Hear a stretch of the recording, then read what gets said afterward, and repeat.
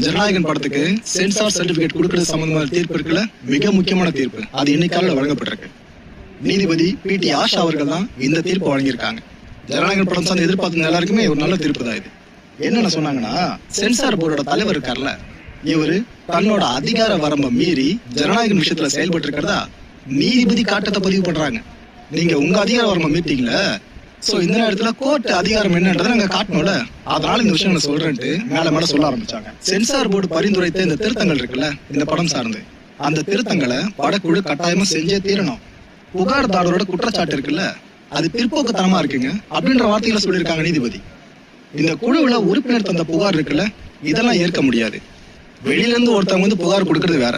நீங்களே படத்தை பாப்பீங்க, அப்புறம் நீங்களே புகார் வரைக்கும் கொண்டு போவீங்கன்னா இதை நாங்க எப்படி பார்க்க முடியும் அப்படின்னு கோர்ட்ல நீதிபதி ரொம்ப காட்டமா பேசியிருக்காங்க. ஜனநாயகன் படத்தை மறு ஆய்வுக்கு உட்படுத்தணும் அப்படின்னு முதல்ல உத்தரவு பிறப்பிக்கப்பட்டிருந்துச்சுல,